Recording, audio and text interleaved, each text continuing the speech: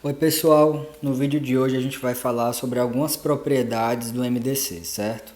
São algumas proposições que a gente vai provar aqui, tá? Então vamos aqui para a nossa primeira proposição, certo? Então a gente pega aqui dois números inteiros, A e B, obviamente a gente não quer que os dois sejam nulos, né? A gente explicou isso no vídeo anterior. E aí vai acontecer o seguinte, que para todo número inteiro positivo que a gente pegar, vai valer isso aqui, ó. O MDC de T vezes A e T vezes B vai ser igual a T vezes o MDC de A e B, certo? Então vamos provar essa proposição e para a prova dessa proposição a gente vai ver a importância lá da demonstração do Teorema de Bézout, certo? O Teorema de Bézout ele não é só importante por causa do seu resultado em si, né? Mas ele é importante também pelo aquilo que a gente obtém na demonstração do Teorema de Bézout. Então vamos lá. Ó. Da demonstração do Teorema de Bézout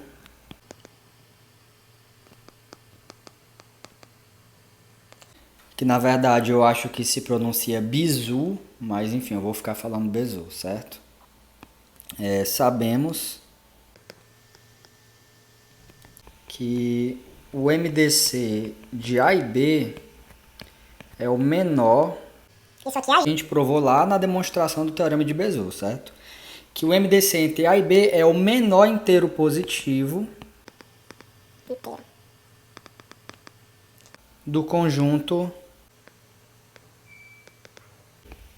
que é o conjunto formado pelas somas de um múltiplo de B com um múltiplo de A.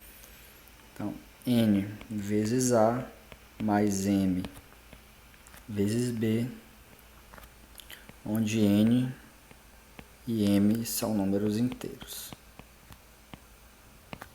Certo?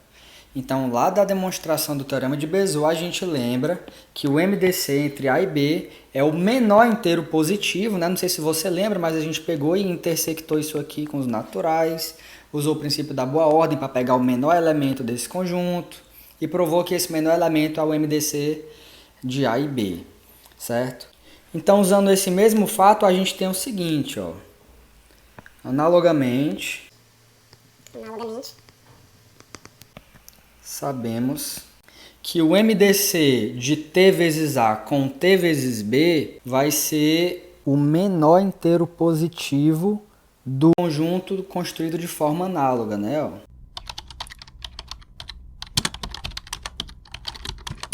Certo? Então, o que a gente tem? A gente tem o seguinte, que como esse T é positivo, vai acontecer que o menor elemento desse conjunto vai ser igual a T vezes o menor elemento desse conjunto, certo? Logo, o menor elemento do conjunto B' vai ser igual a T vezes o menor elemento desse conjunto B, certo? Portanto, quem é o menor elemento de B'? É o MDC de T vezes A e T vezes B. Isso vai ser igual a T vezes o menor elemento do conjunto B. Quem é o menor elemento do conjunto B? É o MDC entre A e B, certo? Na verdade aqui, isso aqui são os elementos positivos, né? Estou olhando só para o conjunto dos elementos positivos, tá bom? E aqui conclui que é o que a gente queria provar, né? Agora a gente tem uma proposição um pouco parecida. Olha só o que a gente tem. A gente começa com 3 inteiros, certo? Eu destaquei um aqui, né, que é o C, que eu vou pedir que ele seja maior do que 0, tá? Então o que vai acontecer? Se esse C ele dividiu A e ele dividiu B, então vai acontecer isso aqui, ó. O MDC de A sobre C e B sobre C vai ser o MDC de A e B dividido por C, né? Ou 1 sobre C vezes o MDC de A e B, como você está vendo escrito aí, certo? Então vamos lá. A gente vai usar o quê? A gente vai usar essa proposição aqui, certo? A gente já começa usando isso aqui, ó, tá? Porque como C divide A e também divide B, esses rapazes aqui são números inteiros, certo? Então o que é que a gente tem? A gente tem o seguinte, ó. Segue da proposição anterior.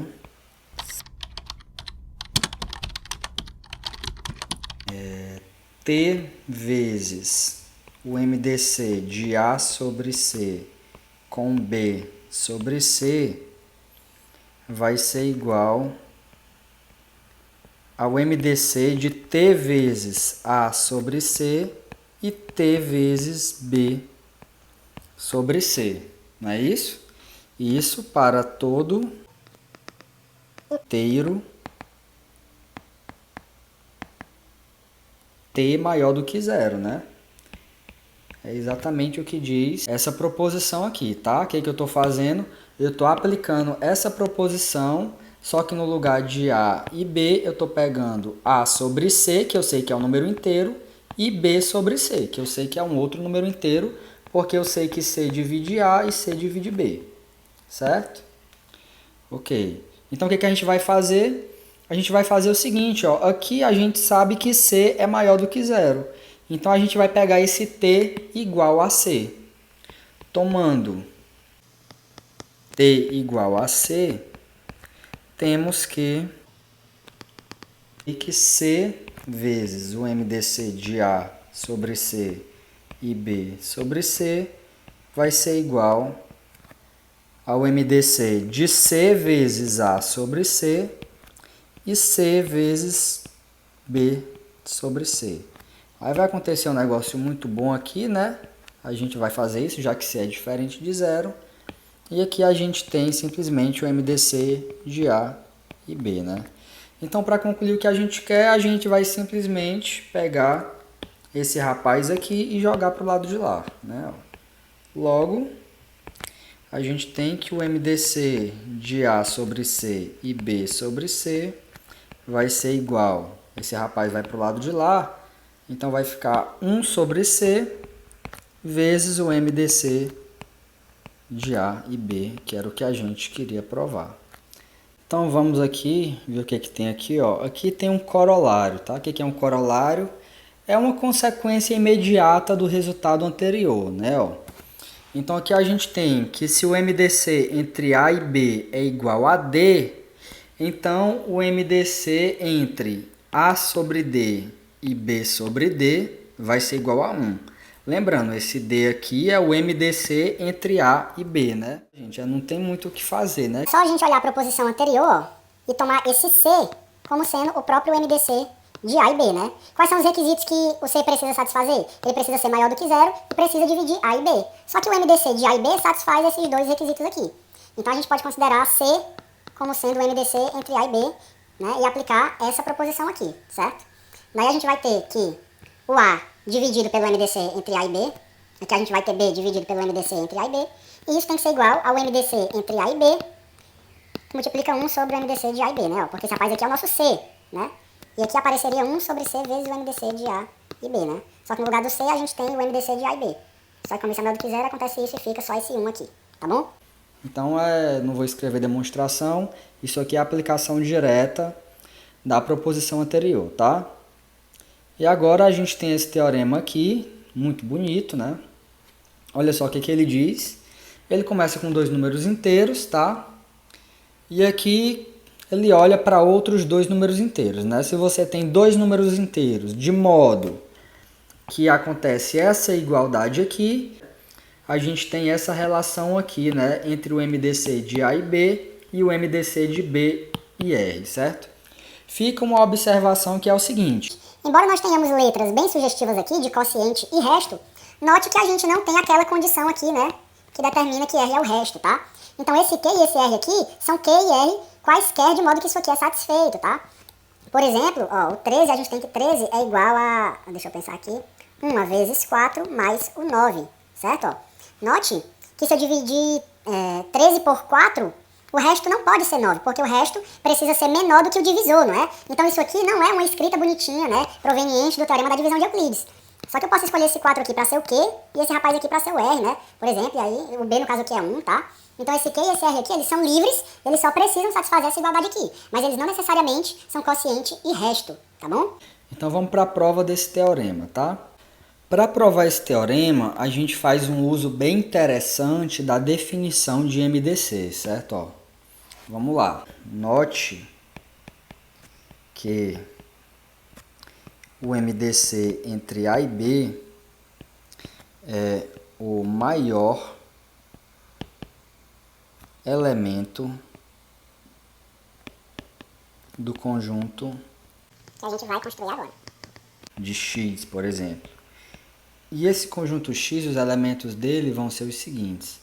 Vão ser os números n pertencentes aos inteiros positivos, tais que n divide A e o n também divide o B. Ou seja, quem é esse conjunto? É o conjunto dos divisores positivos comuns de A e B, certo? Então isso aqui é o quê? Isso aqui é o máximo divisor comum. Isso aqui é o conjunto dos divisores comuns que são positivos, né? Então o máximo divisor comum é o maior elemento desse conjunto, concorda? E analogamente, a gente tem o seguinte, a gente tem que o MDC entre B e R é o maior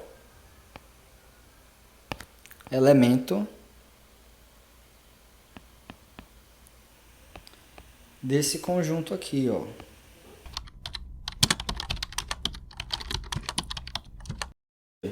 É o conjunto dos divisores comuns entre B e R que são positivos aí, tá? Ah, eu não quero olhar só para os positivos. Positivos, tá bom, se você quiser, você pode apagar isso aqui sem problema, tá? Não vai alterar o que eu tô falando, porque no final das contas eu tô olhando para o maior elemento, né? Para o maior divisor comum, tá? Ele vai ser positivo de qualquer forma, tá bom? Ok, então o que que eu vou fazer para provar que o máximo divisor comum entre A e B é igual ao máximo divisor comum entre B e R? Eu vou simplesmente mostrar que esses dois conjuntos aqui são iguais, ou seja, que todo mundo que divide A e B ao mesmo tempo também vai dividir B e R ao mesmo tempo. E todo mundo que dividir B e R ao mesmo tempo vai dividir A e B ao mesmo tempo. Sendo assim, o maior divisor comum desses dois pares de números inteiros vai ter que ser o mesmo, certo? Então vamos lá, ó. Vamos fazer aqui, ó. Seja, vamos pegar um rapaz aqui pertencente ao conjunto X. Então, o que que ele faz? Então, ele divide o A e ele divide o B. O que que eu quero provar? Eu quero provar que ele divide o B e ele também divide o R.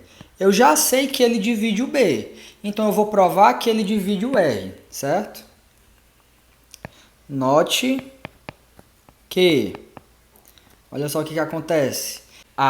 Eu vou olhar para essa igualdade aqui. O R vai ser A menos B vezes Q, né? Que eu vou jogar ele para o outro lado. Então eu tenho que o R é igual a A menos B vezes Q, certo? Então, o que que eu tenho? Eu tenho que o N divide o A e o N divide o B. Como o R é isso menos isso, segue que o N vai dividir o R, tá? Vamos lá, eu vou fazer isso de forma um pouco mais lenta para vocês entenderem o que eu estou falando, certo? Ó. Como o N divide o A, eu tenho que o A é um certo K1 vezes o N. E como o N divide o B, eu tenho que o B é um certo K2 vezes N, tá bom? Então o que eu vou fazer? Eu pego essas equações aqui e substituo aqui, tá bom? E aí a gente vai ver que a gente consegue colocar o N em evidência aí. E portanto, o N vai dividir o R, certo?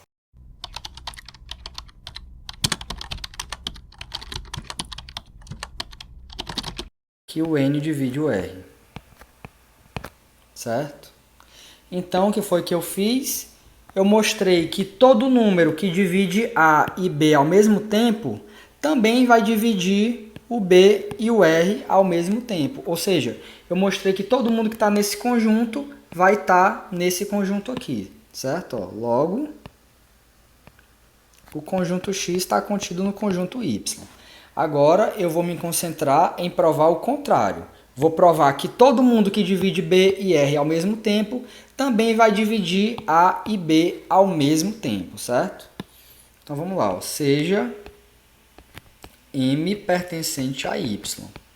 Então, o que vai acontecer? Então, eu sei que M divide o B e M divide o R, certo? O que eu quero provar? Eu quero provar que ele divide A e B. Eu já sei que ele divide o B, então falta só eu provar que ele divide o A, certo? Como? Quem é o A, gente? O A, ele é igual, olha só que fácil. O A vai ser igual a B vezes Q mais R, não é isso? Ó? Cadê? Tá aqui, ó. Tá? Só que eu sei que o M, ele divide o B e ele divide o R ao mesmo tempo, não é isso? Ó? M divide B e M divide R. Como o A é igual a um múltiplo de B e um múltiplo de R, e eu tenho que M dividir esses dois, vai seguir da mesma explicação que eu fiz, né, para mostrar que o N divide o R, que vai seguir que o M também vai dividir o A, certo? Então, como o A é igual a isso aqui, segue que o M ele divide o A. Portanto, a conclusão é que o Y está contido no X, e assim a gente conclui que esses dois conjuntos são iguais, certo? Ó, concluímos que X igual a Y, ou seja, todo divisor comum de A e B também é o divisor comum de B e R. E todo divisor comum de B e R também é o divisor comum de A e B. Portanto, o maior divisor comum de A e B vai ser igual ao maior divisor comum de B e R. Ou seja, o MDC de A e B é igual ao MDC de B e R. Certo? E isso conclui a demonstração do nosso teorema, tá bom? Então é isso, pessoal. Essas eram as propriedades que eu queria mostrar para vocês, tá? Se você assistiu o vídeo até aqui e gostou, deixa o like aí, se inscreve no canal, tá? É isso. Muito obrigado pela sua atenção e até o nosso próximo vídeo.